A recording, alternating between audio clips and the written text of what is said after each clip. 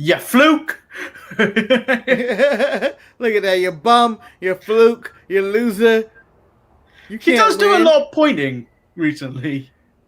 Well, when you are teaching someone a lesson like she is, Nikki Gross, you have to point. You gotta get your point across by pointing at that person because that person is not getting their dickhead that they shouldn't be the damn champion. The damn champion is in this ridiculous outfit, still looking like a giraffe, 7 feet tall, over this little kid. Kick her ass. She does look. She does look like a Make a Wish kid.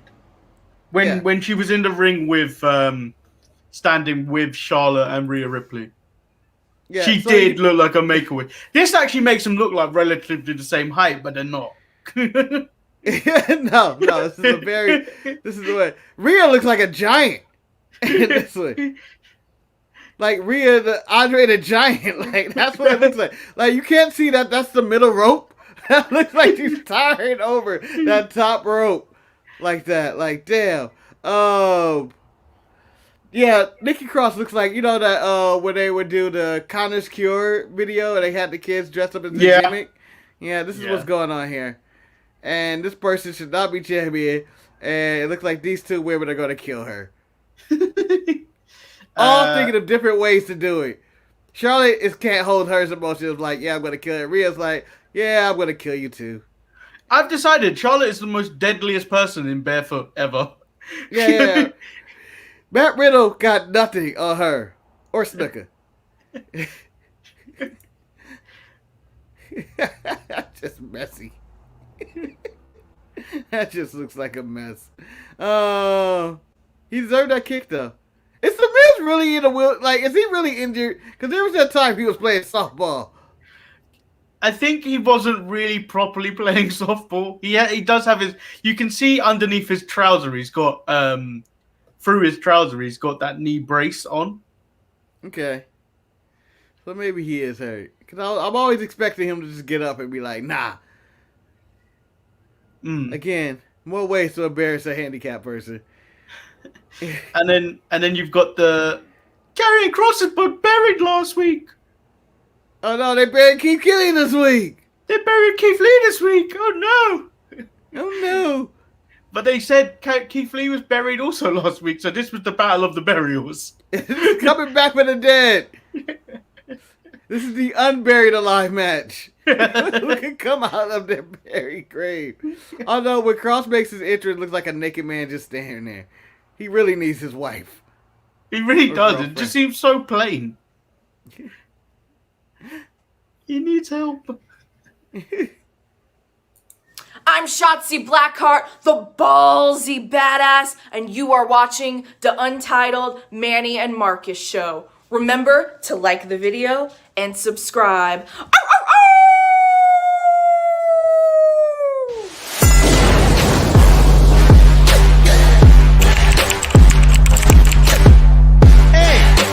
Hey! Oh! Check out the Marcus and Manny show. I hate you both right now. You guys are ridiculous.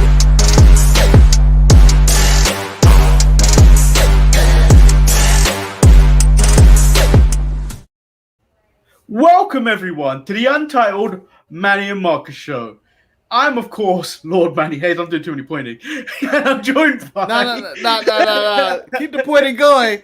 Marcus, the grand finale. And the reason Manny has to point is because he's been inspired by the former and soon to be your women's champion for the 12th time, Charlotte Flair. That's why you're pointing so much. That's why you point. You gotta get your point across. Use your index finger in the to maximize its full potential. Maurice in the house. Hold on, pointing at Maurice. Oh, wrong way. Pointing at Maurice. This is full dangerous finger pointing right now. I was gonna say the intro music, the new intro theme, after somebody that's just waking up is it really hyped me up and I'm ready to do the show now. I wasn't ready for it. I went, holy shit! I really wasn't ready for it. I forgot about that. I forgot that I had it loaded up. I was like, because I deleted the old one.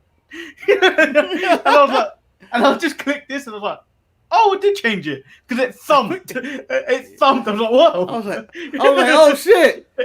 Showtime. Let's get focused. Let's get focused. Get your material together. How many pointing jokes can you make? None. I have none. I have none. So should we get into the show, or do you have any news that you want to talk about? I guess let's just talk. I guess we could talk about some news. Matt Cardona is now your GCW champion and was pelted with glass bottles and everything else at the end of it. He's the most hated man in all of wrestling. But you know what the funny thing was? Dave Meltzer was totally in disagreement with everyone throwing bottles at him. And then everyone just turned on him. Like, fuck you, Dave. Yeah, fuck you, Dave. Let it happen. Let it happen, Dave. I'm like, if you live in filth, why can't we throw filth at wrestlers? But the thing is, this is the thing that got people to turn on Meltzer of all things. Like, fuck you, Meltzer, and all that. But I actually agree. People shouldn't be throwing shit. That shit's dangerous. That shit's dangerous. They shouldn't, but we live in a world where you shouldn't target hardcore wrestling fans. The people that love hardcore death matches and stuff like that, there's a specific demo. You come after them, they come after you hard. Yeah. You lucky you weren't in the vicinity. Dave, they would have broke a bottle over the table and pointed it at your neck. They would have pointed it at your neck. Eric said, I still don't understand that. And the response, but I am clearly not the demo. No, Eric, if you had to be there. I think Eric, if he was there, he would have been throwing stuff at Matt Cardona, not because he won the title. This is probably pre-match. Throwing it. How could you lead the WWE, Zack Ryder? How could you lead the WWE? And they're like, security, get him out of there. Moments later, they throw it all at him. I'm pretty sure Eric was at that GCW event because I know he's a Nick Gage fan, and he's going to be right there to watch fat-ass Chris Jericho in eye makeup fight Nick Gage again this Wednesday. You mean the Painmaker, a.k.a. your Auntie Teresa,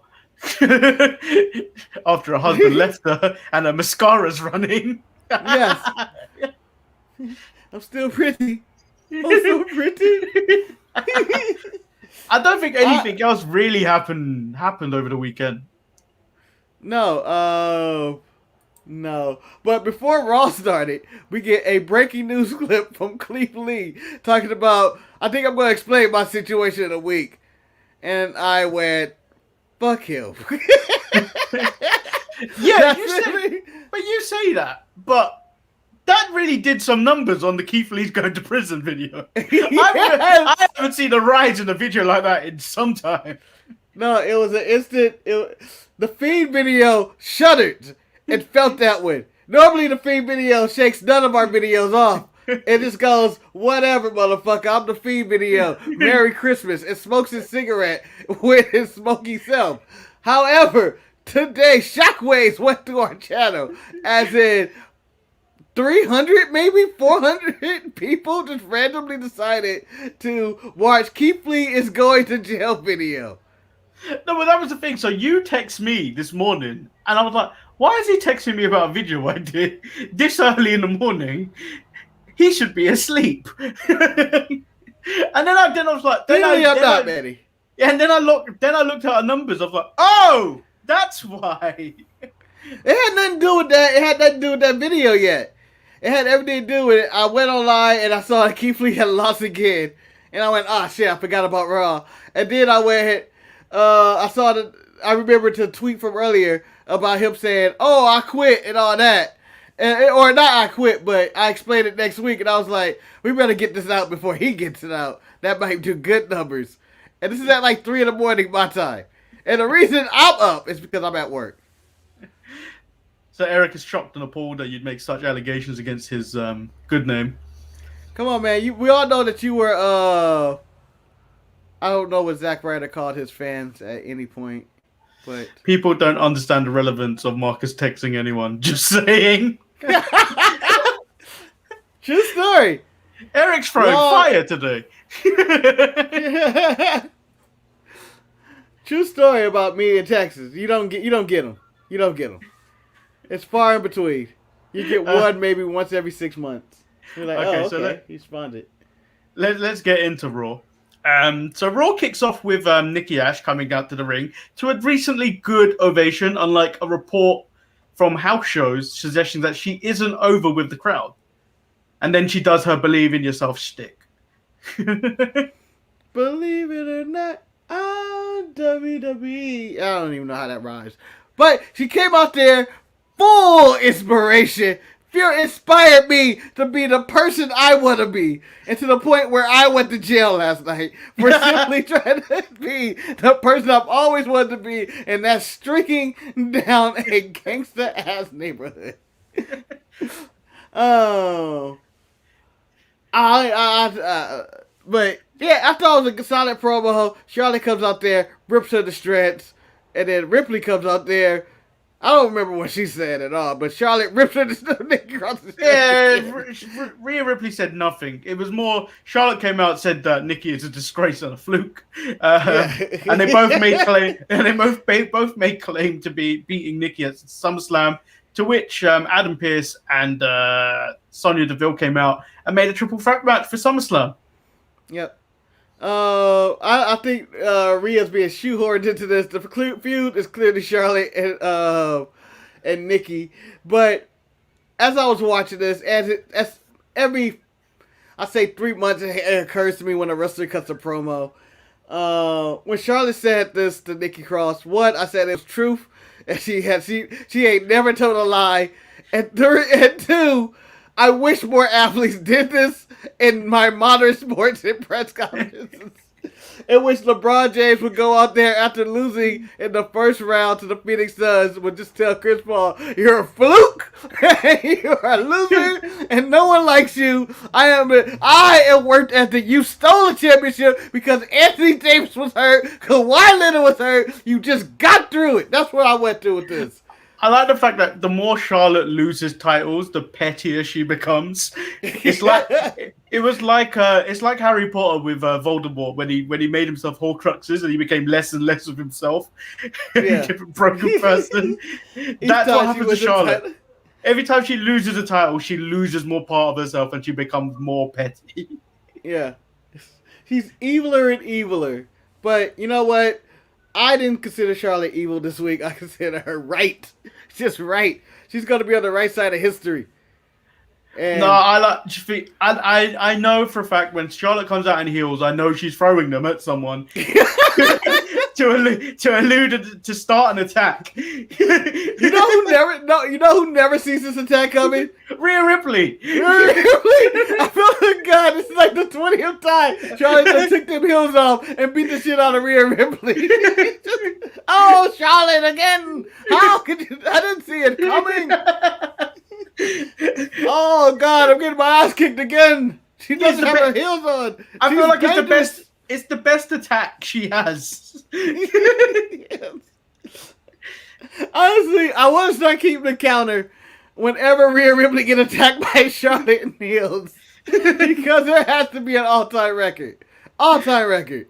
But that was the best bit of this opening segment. I was like, oh, she's going to get attacked with shoes. I can feel it coming. I just feel it coming. And then Charlotte's more deadly without shoes anyway. No, she's lethal. I feel like she's more agile. It's like she's been added a new attribute when like in like a RPG games. Yeah, it's like, oh, you got no shoes, Charlotte? It's like Tanuki Suit Mario. You're like, oh fuck, I don't want that. I don't want none of that. It's the most dangerous form of Mario. Then we move into Sheamus versus Damian Priest, a match I really enjoyed. It seemed like a match where Sheamus is going to get Damian Priest back on track. For how long, nobody knows, but back on track for the time being. Until Bad Bunny shows up in his corner again when he wins the title. But, yeah, nice match. I don't feel like it should have happened on Raw. I would have rather for this to... I'm sure we're going to get it again at SummerSlam for the title, because it was a contenders match as they started to label things. What did you think of that when they started saying it's a contenders match? And I went, what the fuck is a contenders match? Well, it's strange because they've done this before, like numerous times. They've been doing this for years, where if you beat a champion, you technically get the next match as a title match. normally, but they just haven't put a name to it, so it was very weird. Now they put a label to it. No, but they did this. They done this for 2 weeks on SmackDown, and it hasn't fruitioned the title match for Shotzi and Tegan Nox. They have 2 wins over the women's tag team champions, and they haven't got a tag title match. And Maurice, who's currently watching this, has already raised this in the mid card mess. It's very convoluted. Because you go over here with the AEW ranking system where you're not even guaranteed a title match if you're ranked number 1. Well, think of it this way. Yeah, you can be ranked number 1 for years. I swear to God, Hangman Page was the number 1 contender for years for that world title. And before that, the tag team of SCU were the number 1 ranked tag team for a decade until they lost. And now they're just a disbanded team. No, do you not remember last year when Shida was like number 1 contender for about 14 to 15 weeks? And then at some point when Shida had won the title, Nyla Rose was like number 1 contender for like 30 weeks.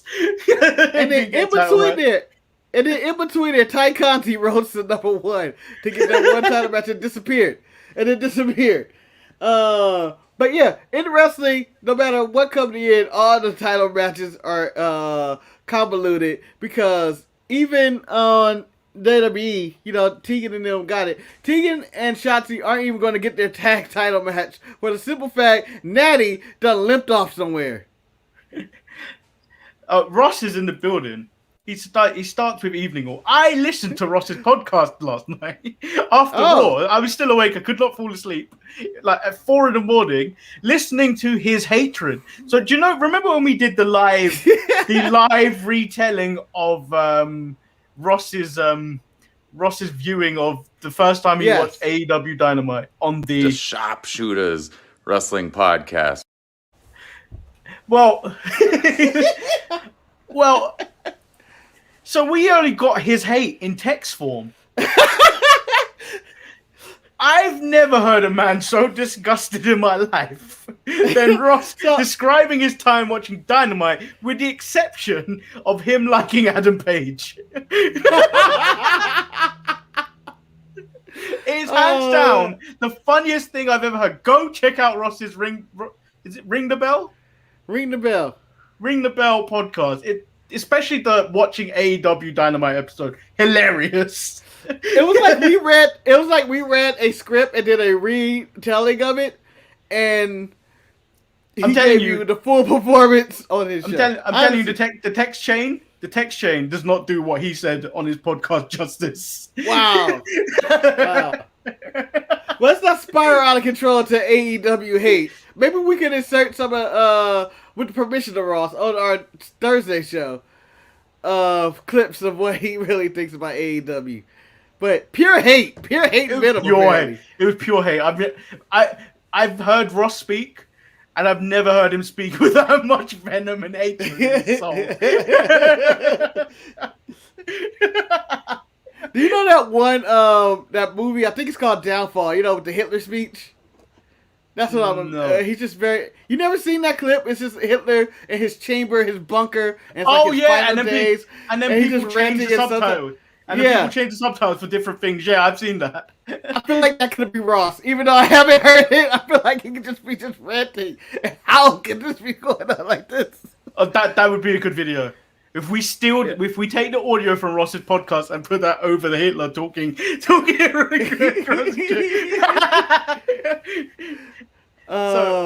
back to the point. Yeah, back to the point of this contenders match.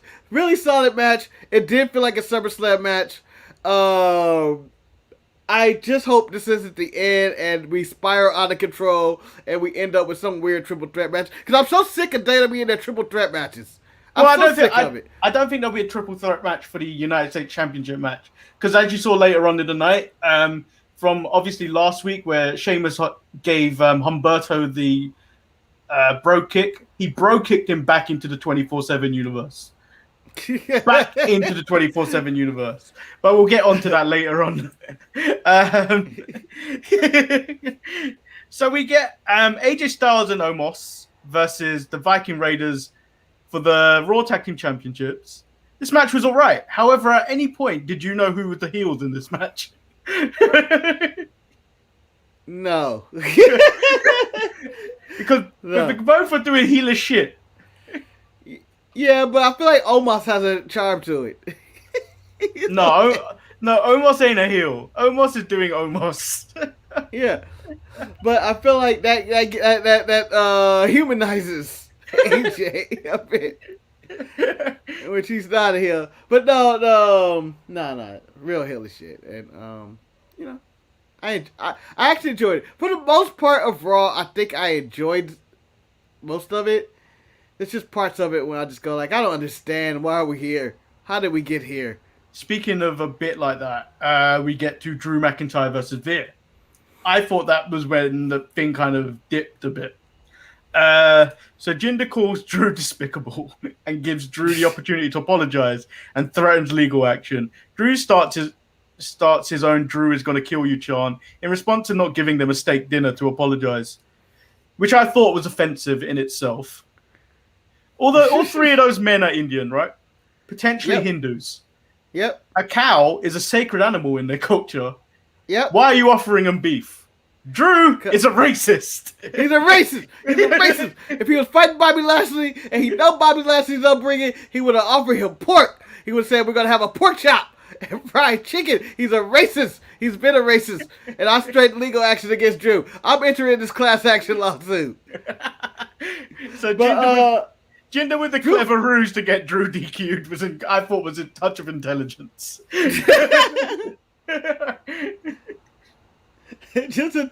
But I'm going back to the Tip threatening to sue and then Drew eventually Claymoring the lawyer. No, never has there been a lawyer that got beat up this fast, I think, in wrestling. And Drew McIntyre is a man that fears no law or no legal. He's clearly going to lose his case, Manny. He's going to lose millions. Once you attack the lawyer, unprovoked in a way unprovoked with a Claymore, and it's premeditated, and you got a whole crowd of people doing it, you're going down. You're going down. The brogue kick, by the way, I've never understood. Brogue means shoe, so his finisher is the shoe kick. I don't know, Ross. It could be an Irish thing for all we know. He has a shoe. He has a shoe, and his shoe is on his foot. He kicks it with it. The hate continues for Ross. AEW's made him so angry, it's continued into everything else. He's questioning everything. Next time Ross is on the show, he's gonna have Painmaker eye makeup, and we're not gonna recognize him. But I'm still in on the Drew McIntyre Jinder feud. I'm all in on it. I don't care. I think it's entertaining. It has an old school feel to it. I feel Shanky is never going to be seen again, and I feel like the lawyer guy is now the new third man of Jinder's crew because he fits so well. The lawyer fits so well.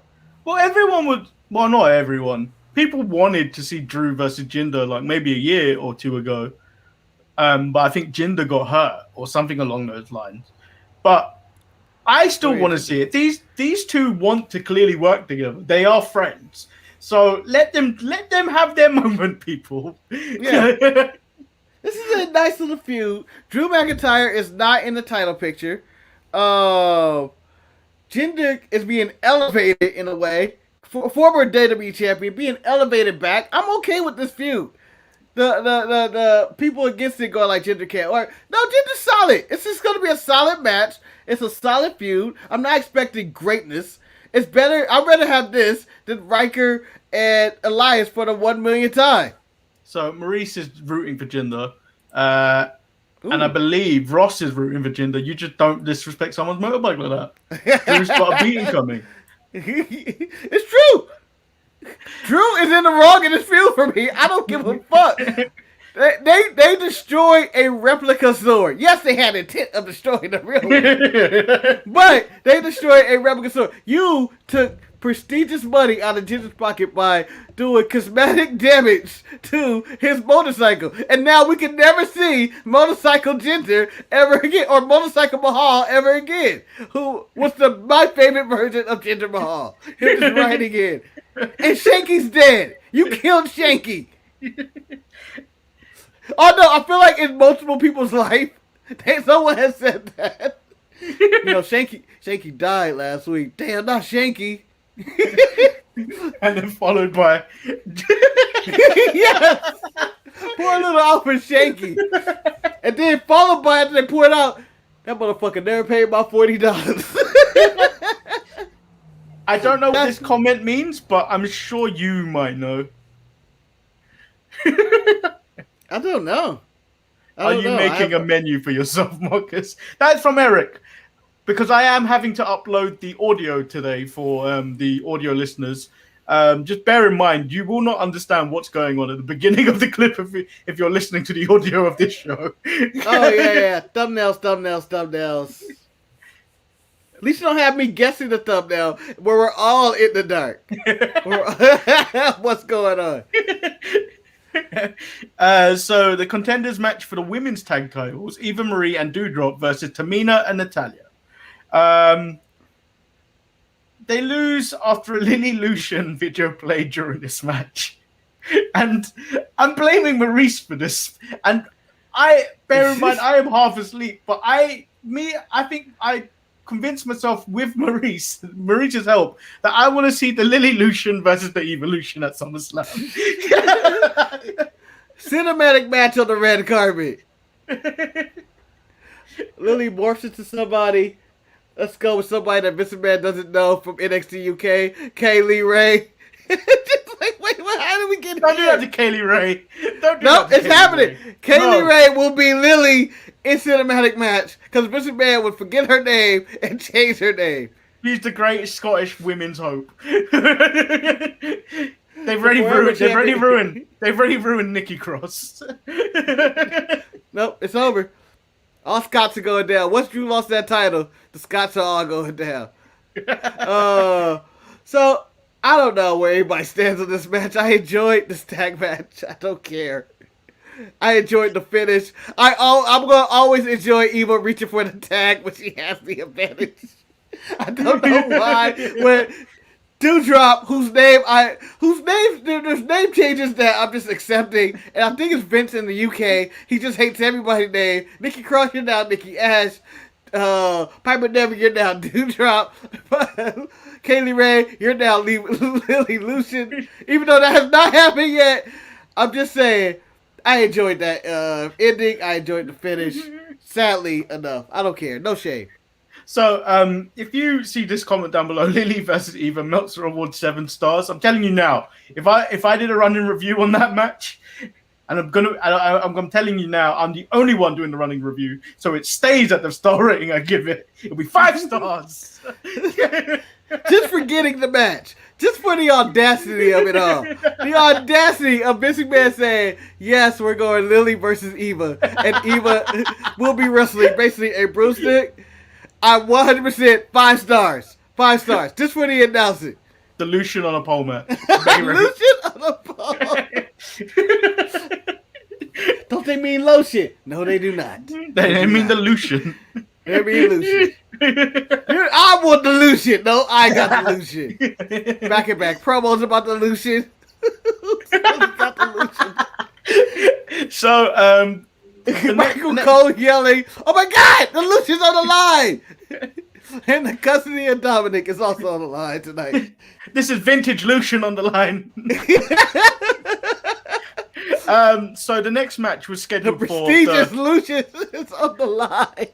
The next match was scheduled for the Who is the Most Buried championship match between Karrion Kross and Keith Lee. I enjoyed this match. Like, I genuinely thought this was going to be given 3 minutes and that would be it.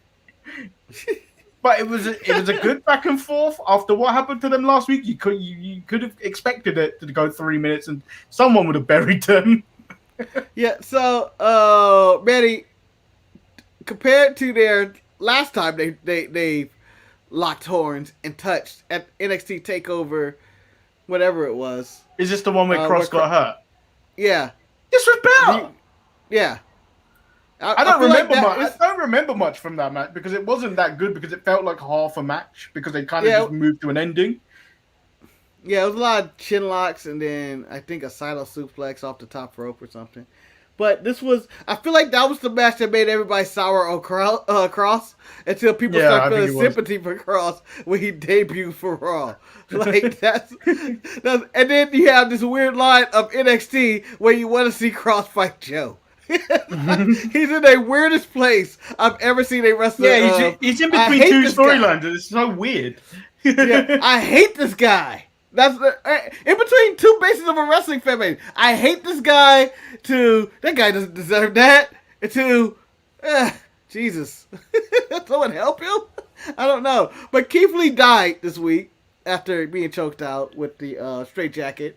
And my main takeaway for this isn't who won the match. No, it was a solid match. It was Cross needs Scarlett. He needs his smoke. He needs his entrance. Otherwise, he looks like a naked man just walking down the ramp. But you know what? It's been a year. It is a year since their match last year. That sounded so stupid. It's been a year since their. Nope, you can't fix it. It's been a year. Since their. Was it Takeover or was it a Great American Bash match? No, Great American Bash is when he won both the titles. So it must have been Takeover. That was the peak of their WWE existence, where Keith Lee won the title, celebrate happy, and Cross looks on like the next villain. So when we say we all need Scarlett, this is a year on since she had the Book of Fire burn Keith Lee in the eyes. When we found out she was a magician. You're a wizard, Harry. That's what. and never has she portrayed those skills ever again. Nah, it's a one-time deal. No one's falling for that shit again. Like, even when she goes to restaurants, even when they go to restaurants and they're eating out, the waitress like, I'm not opening this. I'm not opening the menu, or I'm not opening the paycheck because I know what's gonna happen. I'm not seeing what's in there. God, she did it again. That fucking bitch. All she had to do is pay her bill. Now I'm blinded. I'm blind.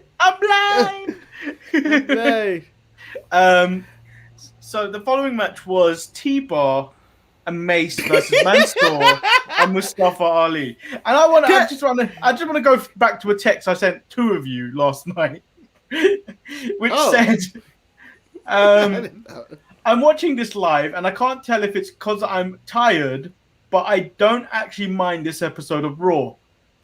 A minute later, oh wait, Mace and T-Bar are coming out. This is going to take a turn. So, as soon as you say Mace and T-Bar, Manny, you know what I think of? I have PTSD of the Performance Center renditions of Monday Night Raw and the whole Retribution storyline. That's Raw Underground flashes before my eyes. All of it. This sounds like a match that's happened a year ago under strict pandemic restrictions. It was like, we got this. Match? It was okay. It was solid. I wish everybody was doing something else.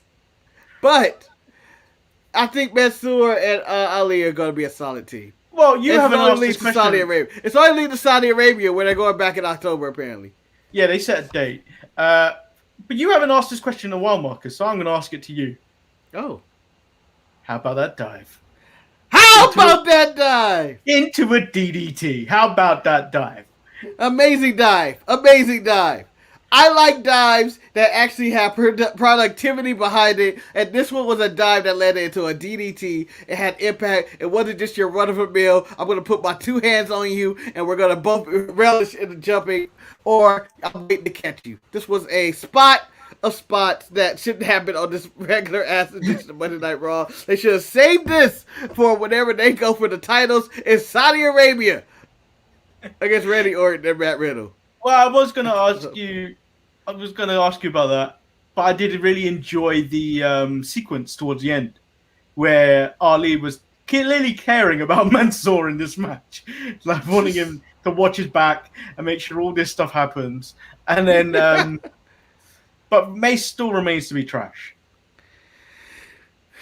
Just seeing Mace, it's like the epitome. Like when they first showed him in the back, it's like Mace and T-Bar. I was like, fucking Mace. And why can't he be Dominic Dijakovic? Jesus Christ. Help these guys. Send them to AEW. Send them to Impact. Someone save these guys. And when I mean save these guys, save Dominic Dijakovic. Mace can fuck off. God, I always forgot about Raw Underground. Ross Marcus was Raw Underground's #1 fan. I was the only fan. You know how many storylines I came up with Raw Underground they chose not to use? Like Billy Kay being stuck in the underground and reemerging as some fucking Don boss of the underground. I saw Money in Dabakato, who's now Commander Aziz. The rise of Riddick Moss was happening before our eyes. And now he's nowhere. Yeah. The dancers, I'm sure all dead. All dead. As many of those dancers. At one point, Raw Underground sparked our most viewed show back when our show was in its infancy ages because I had that shitty gift of random women dancing. Which you played you played all through the show. So Yeah. in theory, you're the one that hip started this clickbait stuff. And look where it's taken us. You're right. You who created this monster. I'm going to now take credit as being the man that started the thirsty click view. You may have started it. I perfected it. Yeah, Manny's ended it. So the next match was Bobby Lashley and the Hurt Business reunion. Bobby Lashley says he's not even going to dignify Goldberg's challenge with a response, where Cedric makes his way out, and then I thought, oh God, they let him have a live microphone. And this is my best Cedric impression. Hi guys! It's me, Cedric. Hi. We're going to have a match tonight. Check out my do-rag. His voice crack was terrible. And then Shelton makes reference to how annoying Cedric's voice is. when they both state that they want a piece of Bobby, which he accepts and then destroys them. Can I tell you, my favorite moments in wrestling are right now when Bobby just takes the microphone MVP and says, I accept. Because I think he's done it like 3 times in the past 3 weeks. I think the other 2 times were Woods, where he just wants to kill someone. And that's when you know Bobby's going to kill somebody. Like, he just grabs the microphone MVP, I accept right away. I want to show you guys that you're fucking with the wrong man today. I'm going to kill you too. But that was the funniest thing though, because he came down in his wrestling gear anyway, and I thought this didn't necessarily. No, they never stated it was an open challenge. I thought he said it was an open challenge. No, they never stated it was an open challenge. So I thought, oh shit, he's gonna kill someone. Someone is gonna come out, and they are gonna get murdered. You know, I'm a little upset about the New Day podcast because it was about the Big E getting his name, cashing in to get his name back. Basically, as Swiss starts off, and he's going to be Langston, and he's like, there could be a special match where other people who have lost their names, and they can fight to get their name back, be the most violent match ever. But I am upset that they didn't go into the death of Kofi Kingston because he wasn't on the show. Like, cause he literally died on a pay-per-view, and in full kayfabe, he was not on the show. But he was only on the show because he missed his flight or whatever. I wanted to hear from Kofi firsthand that he needs to stop fucking with Bobby Lashley. I don't fuck with Bobby Lashley no more, man. I don't care if it is for illusion. I'm not fighting for Bobby Lashley. So Riddle versus Johnny Drip Drip, a.k.a. America's Moist Wanted. Ugh. Yes. Despite all the shenanigans, this was an alright match. I enjoyed all the shenanigans and the breaking of the scooter, which is more just ripping one part to 2 bits of metal. Yeah, you can literally put that together again. Like, I've had one of those scooters. You just put the thing back in there. It's not, it wasn't detrimental. It's not like he bent the bottom portion. But somewhere, I wish Darby Allin, this was reversed. It was Darby Allin coming out to the ring, and it'd be Omos breaking his skateboard. No, I don't need to break his skateboard. I need Omos to break Darby Allin. No. Forget his skateboard. He breaks his thing. He breaks his thing. His toy thing. But if that were to happen, Omos and Darby Allin would be the match of the year. Match of the year, because the danger Darby will put himself through for no reason. And Omos just being a monster going like, it'd be ridiculous. It'd be so many kick out finishes. I need the spot where, do you know where Samoa Joe knows when someone's going to dive and he just moves out of the way? Yes. I need that to someone to do that to Darby. Because that would be funny. I just need somebody to Darby to jump in somebody and just fall straight into him. Like, oh shit, that's 300 pounds of a man right there. I'm only 90 pounds, soaking wet. I just can't bounce off them like boing. Yeah. He punches a guy, goes with the jobber. Fuck. R-Truth versus Reginald. Match of the year. This wasn't even a match. This was just a performance. Yes. They weren't wrestling. I can see Vince in the back going, Reginald's fabulous, man. He's fucking fabulous. Bro, fucking with every flip. When He took the Sin Cara entrance.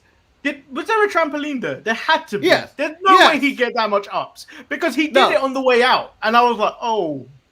And he landed. He messed up the landing a little bit, but he stuck it. He didn't fall on his ass.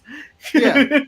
He did the Sin Cara entrance to start. And he just did. I was like, this is an amazing athlete right here, guys. Ridiculously gymnast.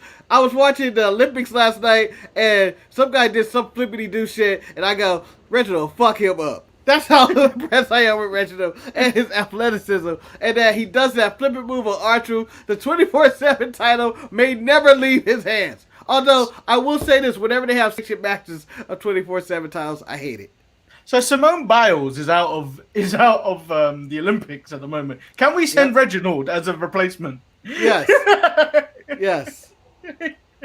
He is older than all them other teenagers, but let him flip.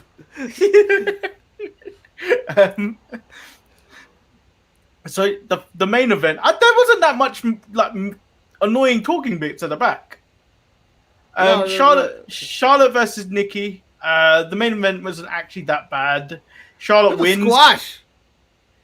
Yeah, and Charlotte wins, and then the Irish fella congratulates Charlotte for winning, which he takes offense, and then mocks Nikki until Nikki gives her little engine that could speech, challenges to a rematch, and then Charlotte beats her up in front of a child and Santa Claus. Yes. I enjoyed the drama of that. I really wanted her to rip the sign. I really wanted her to take the child's sign and rip it. Not Manny, I want her to go even a step further. As she's beating, I wanted it to be a bloody Nikki Cross in front of the child's sign, and then wipe Nikki Cross blood on top of the sign. I was like, yes, get her, Charlotte. Get her. You try her. That's bringing hopes and dreams to Monday Night Raw. That's not what we do. This is when dreams come to die. Just ask Keith Lee and Karrion Kross. The dream is dead with him. So we got a rematch for this next week, but I'm okay with it because they were honest about it. At least we know it's coming. No, you don't give me no shit like this. At least I know it's coming. We just had a match. Oh yeah, we're gonna do it again. Nikki Cross, you definitively lost. This is like I can't think of somebody that got knocked out recently, but a fighter get knocked out going like, you got me, well let's rematch that up. No, you got knocked the fuck out. In the first round. It was a first round KO. She landed like maybe a crossbody to the outside. Maybe that was her only offense in the entire match. Charlotte mollywopped her. And I don't even get to say mollywopped all that much, and I should say it more, but she mollywopped her, dragged her through the streets, and Rhea Ripley still was nowhere. Didn't even come out of the commentary and watch this. Has nothing to do with this feud. Just shoehorned in. She wanted to go home. She was done. All of the crowd seemed to love Rhea. She came out there. She got her chant. She seems, I never took into account. This is probably like Rhea's first promo from a live crowd. This big. Yeah, but they seemed very much dead for her in Dallas last week. Yeah, like mixed response. It wasn't mixed. It was kind of just a dull response. Like, no, but I mean, I'm talking about in multiple cities. Yeah. Like, it was just like, whatever, and then this one is kind of like, oh shit, it's Rhea Ripley. And then they were just interested in Money in the Bank, and they were chanting for Becky, but then they turned around. I don't know. There was I'm pretty sure I gave this match a strike somewhere across this night, and I can't find it. It might have been Manny's. It might be Mace. I Mace think making an appearance. Mace and Natty can get strikes just because. I feel like you just wake up and you go like, that's a strike overall. It hasn't even aired yet. I heard Mace is going to be on the show. Oh, so that was the end of Raw. It was actually not a bad episode of Raw. It was a solid episode of Raw. I just, as much as I like the Priest and Sheamus match, I just didn't want it to happen here. And maybe that's just me who like to live in misery. And prefer a miserable match or something, or not a good time. I don't know. But I wish they just saved it and been like, oh man, that was great. That was great. No John Cena this time. He decided He did to wrestle show a up in he did wrestle a dark match. which is nice of him. The summer Cena continues. The Keith Lee video has now 583 views. It's going to keep going up because that's the only explanation that they need. Did you not see his fight with Nate Dogg in there? Come on, people. They cloned Nate Dogg.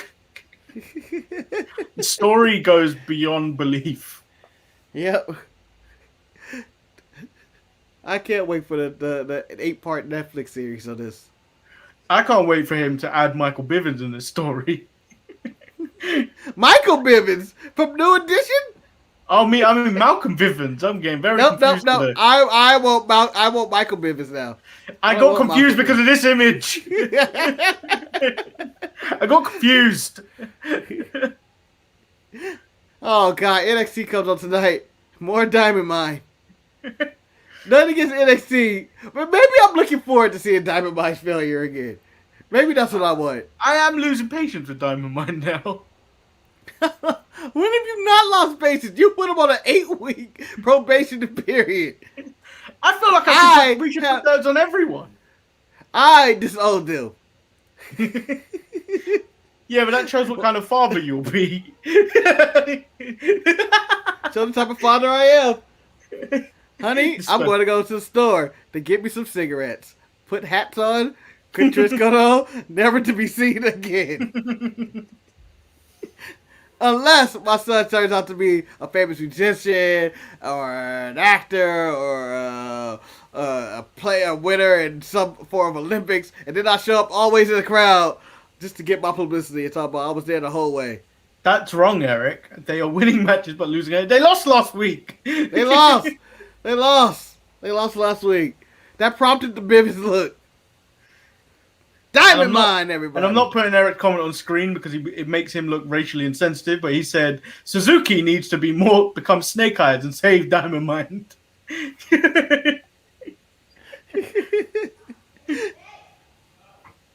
Suzuki's never going to do anything. He's never going to do anything. It's just really sad. Yeah. But Adam Cole, Bronson Reed in a match of loser goes to Raw match. And lose their entrance and everything about them. Bronson Reed's entrance was never that special in the first place. Well, he walks in those buildings. Ever since they started calling him the Colossal Bronson Reed, not the same. When he was Thick Boy Bronson Reed, I think I cared about him a bit more. Well, that's a likable person. Colossal, he's destructive. He's gonna, And then let's not just forget last year when Shotzi Blackheart was in the crowd for every episode of every show, screaming "Thick Boy" on top of her lungs when his music hit. Incredible. Yes. That's peak Shotzi right there. Peak. Because she was on literally every wrestling show, every single week during the pandemic. Didn't miss a show, including ours. And that is the end of today's show. Quite a short show today. We have gone 50 minutes, but shorter than normal. I thought it'd be shorter than that. I had nothing to say. I had no material. So remember to like the video, subscribe, hit up www.storefrontier.com/DSBN for all your The Sharpshooters merch.